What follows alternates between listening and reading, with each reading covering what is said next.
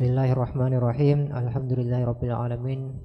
Wassalatu wassalamu ala sayyidina Muhammadin wa ala alihi wa sahbihi ajmain wa tabi'in lahum bi ihsanin ila yaumiddin, amma ba'du. Faqala al-muallif rahimahullahu ta'ala wa nafa'ana bihi wa bi ulumihi fid dharain amin. Radhiyallahu ankum. Faqala radhiyallahu anhu, safratuhu tsaniyatu ila Syam. Pelayaran Nabi yang kedua kalinya ke Syam. Fil khamisati wal ishrina min umrihi sallallahu alaihi wasallam safara ila Syami marratan tsaniyah fi tijaratin li sayyidati Khadijah. Ketika Nabi sallallahu alaihi wasallam menginjak umur 25 tahun, beliau sallallahu alaihi wasallam melakukan perjalanan perlayaran untuk yang kedua kalinya ke negeri Syam dalam rangka membawa dagangan daripada Siti Khadijah. Sebelumnya sudah kita dengar bahwa Nabi sallallahu alaihi wasallam ketika beliau berumur 9 tahun ataupun menurut riwayat yang lain 13 tahun, beliau pernah dibawa oleh paman beliau Abu Thalib untuk melakukan perjalanan dagang ke negeri Syam. Tetapi belum sampai tujuan ke negeri Syam, yaitu di tengah perjalanan di satu tempat yang bernama Bushra. Ketika itu ada seorang pendeta, yaitu Buhaira, yang menganjurkan kepada Abu Thalib untuk membawa pulang keponakannya, yaitu Nabi sallallahu alaihi wasallam, untuk segera pulang ke Makkah, karena dikhawatirkan manakala Nabi sallallahu alaihi wasallam sampai ke negeri Syam, dikhawatirkan banyak menjadi incaran daripada orang-orang Yahudi untuk mencelakakan beliau. Sehingga dengan anjuran daripada Buhaira, maka pulanglah Abu Thalib beserta keponakan beliau sallallahu alaihi wasallam kembali ke Mekah, sehingga tidak sampai kepada tujuan ke negeri Syam. Kemudian untuk yang kedua kalinya, yaitu ketika beliau berumur 25 tahun, ketika itu ada salah seorang perempuan yang kaya raya yang banyak mempekerjakan atau memberi upahan kepada seseorang untuk membawa dagangan beliau untuk diperdagangkan dan akan diberi upahan, yang bernama Siti Khadijah. Nah, ketika itu Nabi sallallahu alaihi wasallam dengan adanya tawaran untuk mengambil upahan, menerima upahan untuk mendagangkan barang dagangan Siti Khadijah, akhirnya beliau bersedia untuk melakukan perjalanan ke negeri Syam dalam rangka membawa dagangan Siti Khadijah untuk diperjualbelikan di negeri Syam.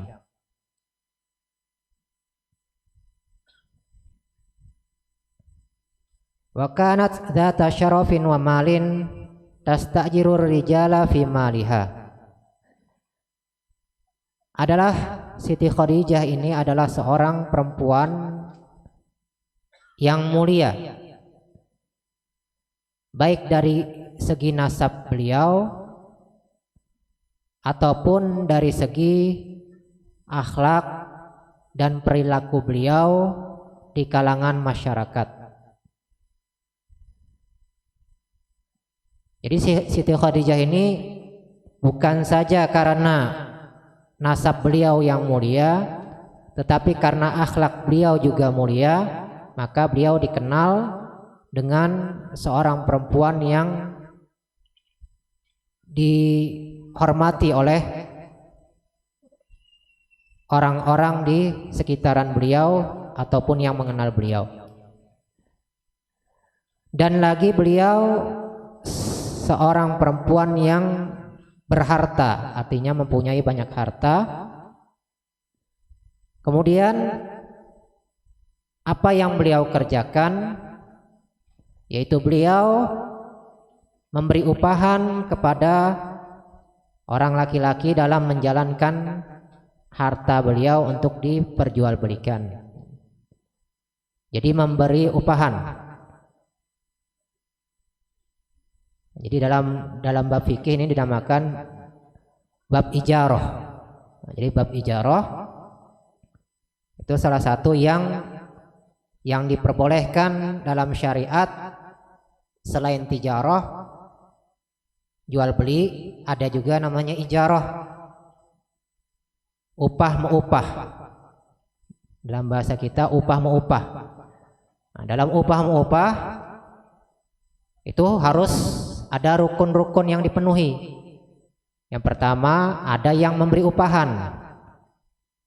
Artinya yang memberi upahan ini si pemilik yang memberikan upahan. Yang memberikan upahan. Jadi bab ijarah ini harus memenuhi beberapa rukun, artinya harus lengkap rukun-rukunnya. Yang pertama harus ada si pemberi upah. Yang kedua harus ada yang menerima upahan. Yang ketiga harus ada sesuatu yang dikerjakan. Sesuatu yang dikerjakan untuk diberikan upahan. Dalam hal ini adalah memperjualbelikan barang dagangan. Dan yang keempat harus ada upahnya. Jadi harus ada upahnya.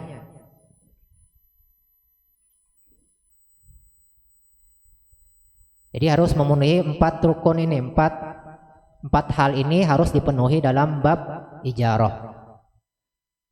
Jadi dalam hal ini bahwasanya yang berlaku sebagai pengupah adalah Siti Khadijah. Dan yang menerima upahan adalah Nabi Shallallahu Alaihi Wasallam. Kemudian apa yang dikerjakan oleh yang menerima upahan, yaitu memperdagangkan barang dagangan si pemberi upah. Kemudian ada upahannya. Nah, upahannya ini tergantung nanti kesepakatan masing-masing. Entah persentase, entah berupa nominal, itu harus sudah ditentukan. Misalnya nanti 50% dari keuntungan misalnya. Nah, itu sudah ada ketentuan hitam di atas putih ketika melakukan transaksi upah mengupah.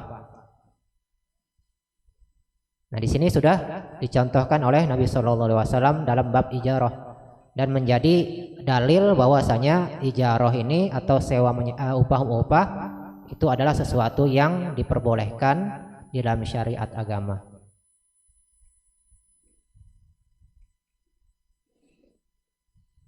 Wa qad tarathu li hadzal amal li'annaha sami'at bi sidqihi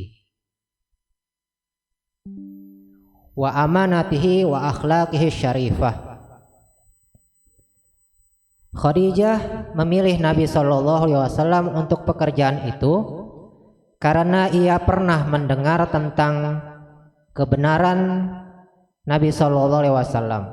Jadi kebenaran beliau dalam berperilaku, baik ucapan beliau ataupun perbuatan beliau itu adalah sesuatu yang benar, jujur, baik dari segi perkataan, perbuatan, ataupun dari segi niat beliau itu adalah mengandung kebenaran. Nah, itu sudah dikenal sosok Nabi Shallallahu Alaihi Wasallam bersifat benar ataupun jujur, dan lagi bersifat amanah. Begitu juga akhlak-akhlak beliau yang mulia. Nah, di sini kita mendapat pelajaran bagaimana kita dianjurkan untuk memilih rekan bisnis yang pantas untuk kita pekerjakan atau kita bermuamalah dengan seseorang tersebut, terutama di dalam bab upah mengupah. Nah, ini menjadi pelajaran bagi kita. Nah, jadi misal kita mau mengupah seseorang, ini kita punya barang dagangan, atau anggaplah kita punya toko, kita tidak memungkinkan untuk berdagang di toko yang kita miliki. Nah, kemudian kita mau mempekerjakan seseorang untuk berdagang atau berjual beli di toko yang kita miliki. Nah, salah satunya yang diajarkan dalam peristiwa sejarah ini, hendaknya kita memilih seseorang yang bersifat jujur. Jadi kita ketahui terlebih dahulu si fulan ini bagaimana track recordnya, bagaimana sifat-sifatnya, apakah dia termasuk orang yang jujur atau tidak. Sudah kita ketahui. Nah, kemudian yang kedua bersifat amanah. Dan yang ketiga mempunyai akhlak-akhlak yang mulia atau akhlak-akhlak yang terpuji.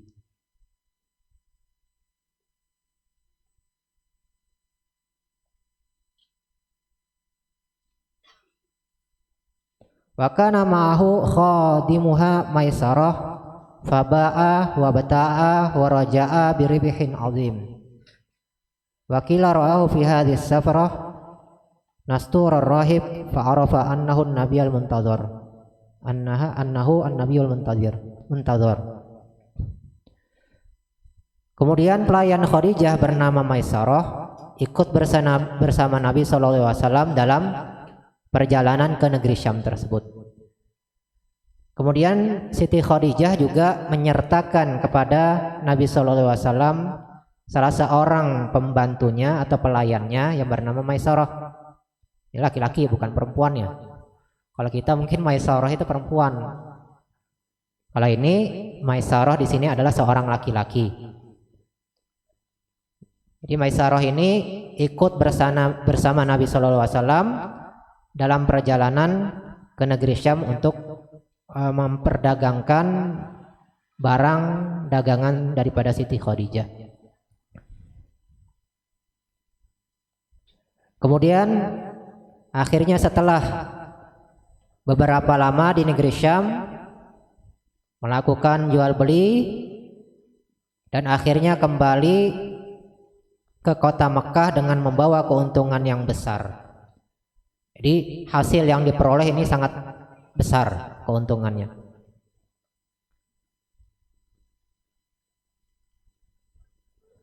Kemudian ada yang berkata di sebagian riwayat, ketika Nabi SAW bersama Maisarah melakukan perjalanan ke negeri Syam untuk berdagang, jadi adalah salah seorang pendeta yang bernama Nastura. Pendeta ini melihat sosok Nabi SAW, kemudian dia mengenal bahwa yang dilihatnya ini adalah salah seorang atau seorang yang kelak akan menjadi nabi yang ditunggu-tunggu, yang bakal diutus sebagai nabi akhir zaman ataupun nabi terakhir. Nah, sebelumnya kita dapatkan cerita bahwasanya ketika melakukan perjalanan pertama kali ke negeri Syam bersama paman beliau Abu Thalib, nah, di situ bertemu dengan pendeta yang bernama Buhairah, juga mengkabarkan tentang bahwasanya Nabi SAW ini adalah seorang yang bakal menjadi nabi yang terakhir.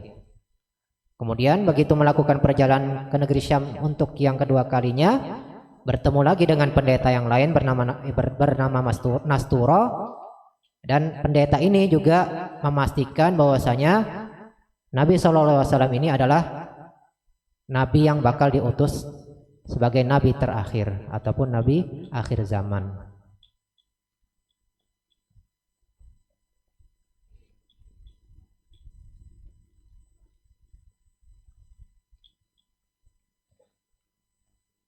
Al-Khulasah, keringkasan, wasafara ila Syami marratan tsaniyah wa umruhu khamsun wa ishruna sanah fi tijaratin li sayyidati Khadijah wa hiya sayyidatun dzatu ghinan wa syaraf wa kana ma'ahu gulamuha Maisarah.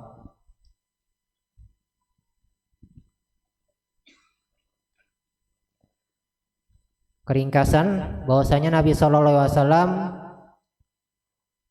melakukan perjalanan ke negeri Syam yang kedua kalinya dalam usia umur 25 tahun. Yang pertama sudah kita ketahui ketika Nabi berumur 9 atau 13 tahun. Kemudian yang kedua kalinya ini ketika Nabi menginjak umur 25 tahun. Membawa dagangan Siti Khadijah. Adapun Siti Khadijah adalah seorang perempuan yang mempunyai kekayaan dan kemuliaan. Jadi Siti Khadijah ini bukan saja seorang perempuan yang kaya raya, tetapi juga seseorang yang mempunyai kemuliaan baik dari segi nasab beliau maupun dari segi kehormatan beliau, sifat dan tingkah laku beliau di hadapan masyarakat. Kemudian ikut bersama Nabi SAW seorang pelayan Siti Khadijah, yaitu yang bernama Maisarah. Nah, ini adalah keringkasan daripada peristiwa Nabi melakukan perjalanan ke negeri Syam untuk yang kedua kalinya dalam rangka mengambil upah untuk mendagangkan daripada barang dagangan milik Siti Khadijah. Itu dulu mungkin yang kita sampaikan. Mungkin cerita yang lebih panjangnya insyaallah bakal kita ceritakan insyaallah. Itu dulu yang bisa disampaikan, kurang lebih mohon maaf. Wal afu minkum wallahu subhanahu wa ta'ala.